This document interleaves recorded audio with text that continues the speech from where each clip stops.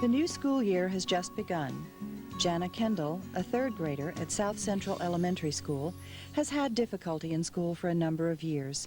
School staff have decided to refer her for possible special education services. Over the summer, Jana became a ward of the state. So before proceeding with the referral, Jana needs a surrogate parent. Paula Dimmert received surrogate parent training last April. She is delighted to read the letter appointing her as Jana Kendall's surrogate parent. No conflict of interest exists, so she'll be able to act on Jana's behalf in educational issues. Paula contacts the school district, accepts the appointment, and begins activities related to her role. Paula will be asked to give permission to evaluate Jana. She will gather information necessary for making an informed decision about doing so. If granting permission is in Jana's best interest, Paula's commitment as a surrogate will begin to unfold. Like Paula, you have expressed a willingness to share your time with a student in need of a surrogate parent. After participating in training today, you too will be prepared to answer yes when your letter arrives in the mail. In 1975, Congress enacted a law requiring school districts to provide educational opportunities to all children, including children who experience disabilities. This law is currently known as IDEA 97, referring to the name of the law, Individuals with Disabilities Education Act, and the most recent amendment in 1997. Parents offer information and insight invaluable to the program planning process. When the parent of a child with a disability cannot be identified or located, or the child is in state custody, or a parent requests a district to appoint a surrogate parent for the child, a surrogate parent must be appointed to act as an advocate for the child and his or her education. Before being appointed, qualified individuals willing to serve as surrogate parents must receive proper training from the school district. This videotape has been produced to meet that requirement. The information presented in this training video has been divided into the following segments: qualifications of a surrogate parent, the role of a surrogate parent, state and federal requirements for special education, and rights and responsibilities of parents in the special education decision-making process.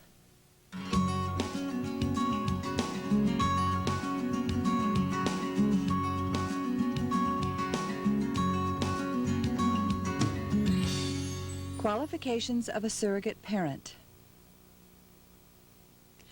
School district staff will periodically seek volunteers willing to serve as surrogate parents.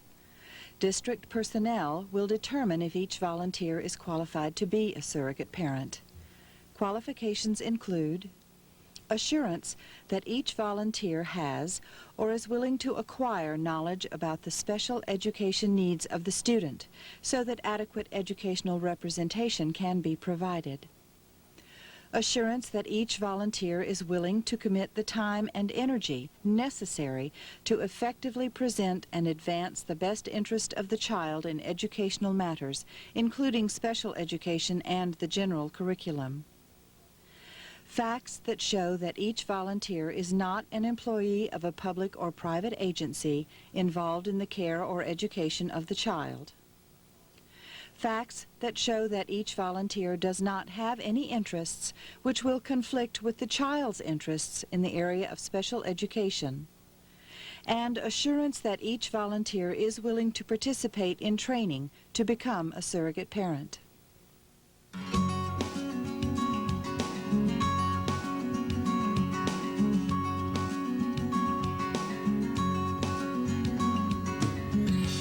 The role of a surrogate parent. A surrogate parent performs the parent's role in all matters relating to identification, educational evaluation, re-evaluation placement, and the provision of a free, appropriate public education, also known as FAPE, to the child. During appointment, a surrogate parent is expected to exercise all of the rights, responsibilities, and authorities of a parent in the educational process. If you are asked to serve as a surrogate parent, you must first determine if you meet the requirements of impartiality. No employee of the agency or school district serving the child can act as a surrogate parent. Such employment is viewed as a conflict of interest on the part of the employee, since it could require serving the potentially conflicting interests of both the agency and the child. In fact, any person who holds a job or position that might restrict his or her ability to act as the child's advocate would be considered to have a conflict of interest. If you find that you are able to act objectively and you are able to devote the time necessary to act as a surrogate parent, you're ready to begin the process. The school district will ensure that the rights of a child are protected if no parent can be identified, the public agency after reasonable efforts cannot discover the whereabouts of a parent, or the child is a ward of the state under the laws of that state. The term parent means a natural or adoptive parent, a guardian, but not the state if the child is a ward of the state, a person acting in the place of a parent, such as a grandparent or step-parent with whom the child lives, or a person who is legally responsible for the child's welfare, or a surrogate parent. When it's determined that a child needs a surrogate parent, care will be taken in that appointment. If a child is in state custody, natural parents may be trained and selected as the surrogate parent. Should the natural parent not be able to fulfill the role, the district will make another selection. When matching a child with a surrogate parent, consideration will be given to cultural and religious similarities, language compatibility, and age preference of the child or the surrogate parent. Preference will be given to a member of the child's immediate or extended family or a family friend. Foster parents may be appointed to act as a surrogate parent if the natural parent's authority to make educational decisions on the child's behalf has been extinguished under state law, and the foster parent has an ongoing, long-term parental relationship, usually 2 years or more, with the child, and other qualifications are met. Once appointed in writing by the local school district as a surrogate parent for a specific child, you can expect to be informed of the educational needs of the pupil you will represent. As the surrogate parent, you are entitled to all information necessary to make informed decisions on behalf of the child, including access to pertinent records. Following initial training, ongoing consultation should be available on an as-needed basis from the special education director. Additionally, the district will have a written surrogate parent plan. Ask to see it and review it thoroughly. Printed materials are included with this videotape to assist you in familiarizing yourself with the child and related educational needs. Unless you request otherwise, you will continue to serve as surrogate parent for the period of time agreed upon in writing when you were appointed. Exceptions would occur if the district determines that the natural or adoptive parent or guardian has been located, or if you, the surrogate parent, no longer meet the standards to qualify, and termination is necessary to protect the best interest of the child. If this occurs, it will be confirmed in writing for you by the school district. Should you decide that you can no longer serve as the child's surrogate parent, send written notice to the school district. The district will respond by sending you a Notice of End of Appointment form, indicating that your appointment has been terminated as requested. As surrogate parent, you have no responsibility for caring for or supporting a child financially, unless you are also the natural or foster parent.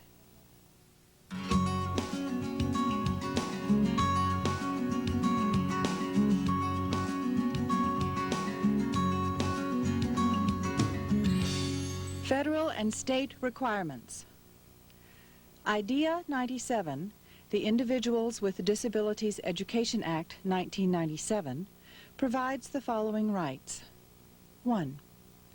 A free, appropriate public education for all children and youth with disabilities requiring special education and related services, including children with disabilities who have been suspended or expelled from school.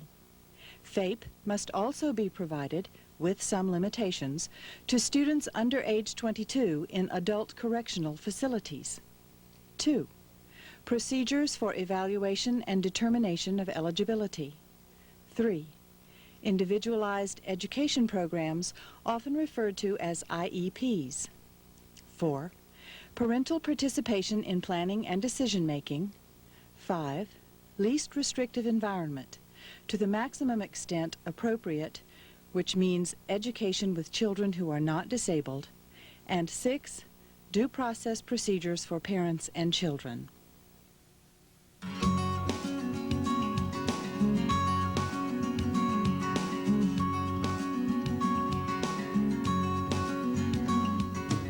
Free and appropriate public education, or FAPE.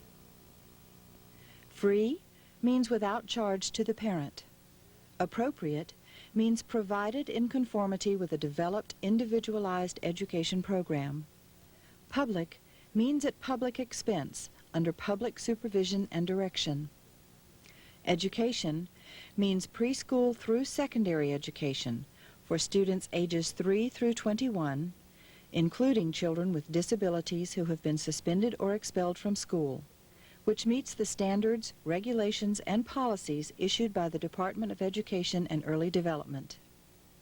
The services and placement needed by each child with a disability to receive free and appropriate public education must be based on the child's unique needs and not on the child's disability.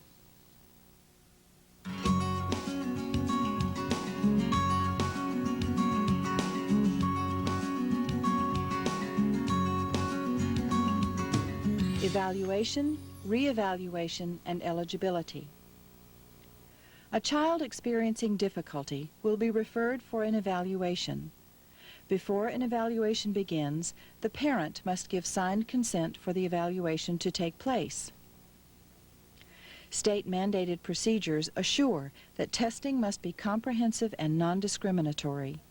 Materials used must be valid, unbiased with regard to race, gender, culture, or socioeconomic status, and administered in the child's primary language or mode of communication. A variety of assessment tools and strategies must be used to gather functional and developmental information about the child. Information provided by the parent is to be included. The evaluation must identify all of the child's special education and related services needs. The eligibility decision must be made by the IEP team, including the parent. The team must consider all information gathered during the evaluation, including recommendations for eligibility by all examiners. Discussion should include all recommendations. However, the final eligibility decision rests with the team. Every 3 years, the IEP team must meet to determine if the child continues to be eligible for special education. The team, including the parent, will decide if re-evaluation is necessary.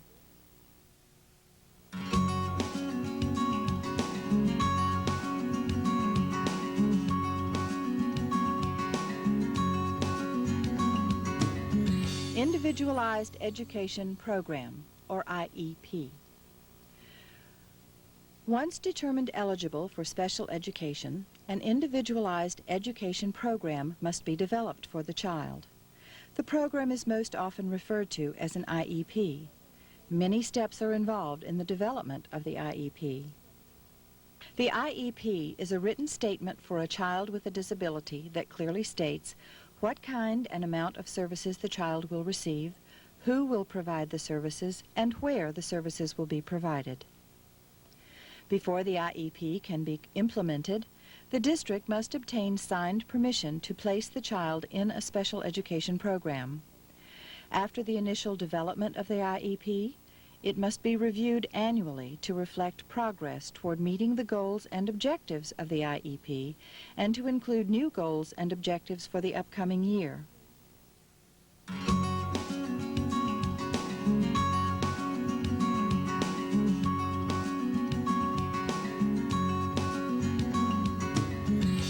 Parental involvement. The laws provide for parental notice and involvement in planning and decision-making. Parents must be afforded the opportunity to participate in IEP meetings. The district must notify parents of the meeting early enough to ensure that they will have an opportunity to attend, and schedule the meeting at a mutually agreed-on time and place. If a parent is unable to attend, A telephone conference call can be arranged. After an IEP is written and agreed upon, parents must be provided with a copy and a prior written notice.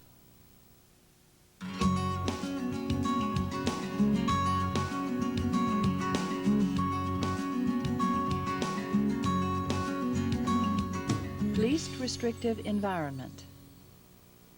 After the IEP is written, the IEP team must decide where the program is to be delivered. It is important the child be with their typical peers as much as possible. Supports and services should be provided in the regular classroom as much as possible. The child should be removed from the regular classroom only when it is not possible to meet their educational needs in the classroom.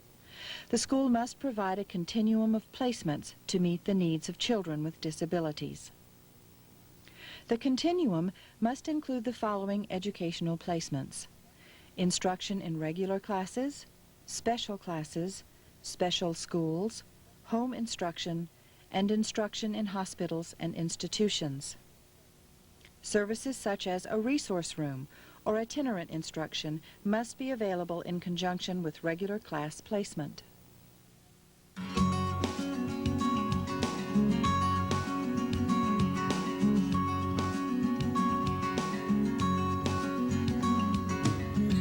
Due process safeguards. Due process safeguards are a set of procedures that guarantee fairness in educational decision-making. They include the opportunity to examine records and participate in meetings with respect to the identification, evaluation, and educational placement of the child, the right to an independent educational evaluation, the right to the appointment of a surrogate parent, the right to receive notice in native language before any action is taken regarding the child, and the right to disagree and participate in mediation, request a complaint investigation from the Department of Education and Early Development, and/or have a hearing before an impartial hearing officer.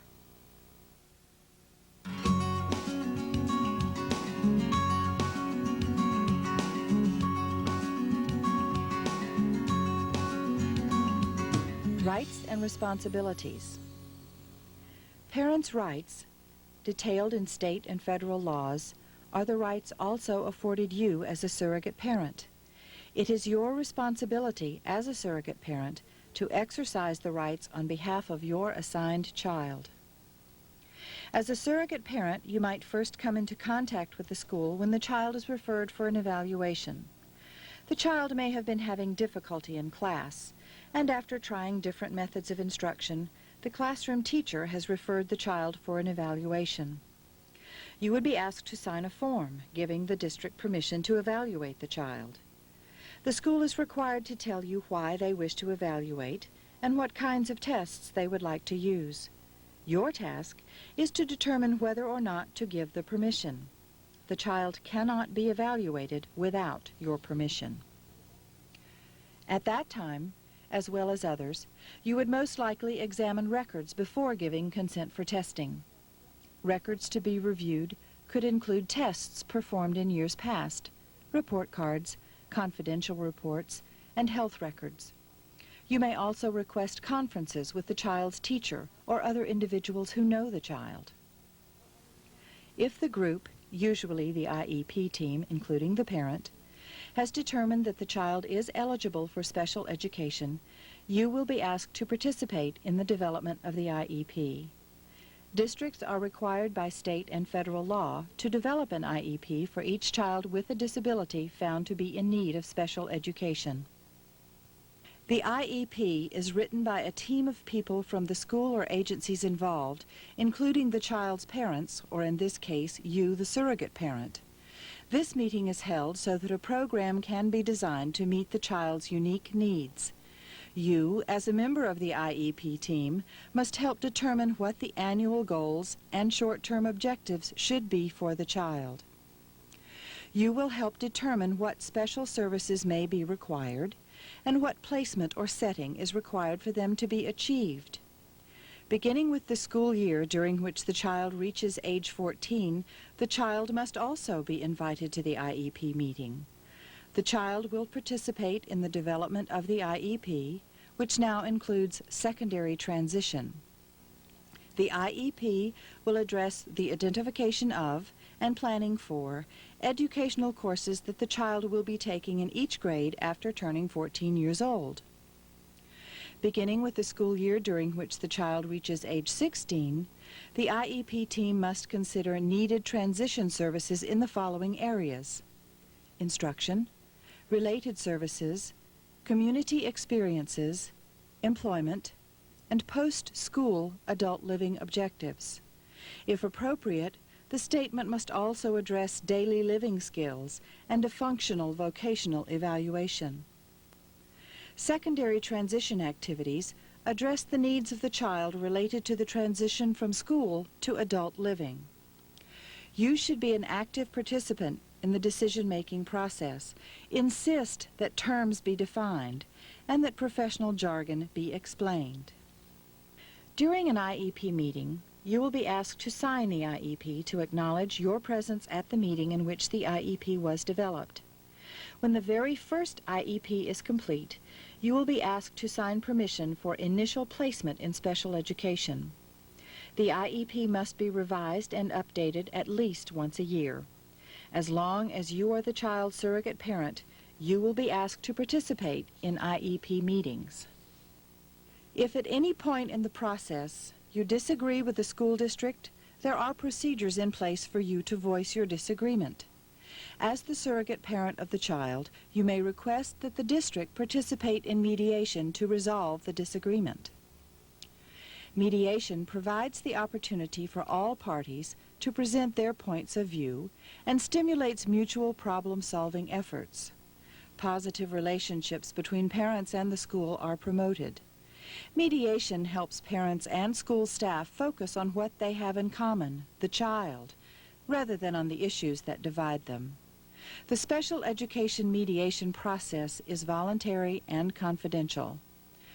IDEA 97 encourages the use of mediation in special education disputes. If the disagreement cannot be resolved through the normal give and take of meetings and discussions or mediation, you may request a complaint investigation by the Department of Education and Early Development. In this request, you would simply describe the nature of the disagreement as you understand it and sign the letter. The letter will be reviewed by the Department of Education and Early Development, and you will be contacted to help clarify the issues. Information will then be gathered from the district, and finally, a decision and possible solution to the disagreement will be presented. At any time, you have the right to request an impartial due process hearing. Unresolved issues related to identification, evaluation, placement, and provision of a free, appropriate education may be brought to hearing. When first soliciting your participation with the child, school districts are required to provide you with information regarding your due process rights, including your right to a due process hearing. Procedures for requesting a hearing should be included in the information provided by the district.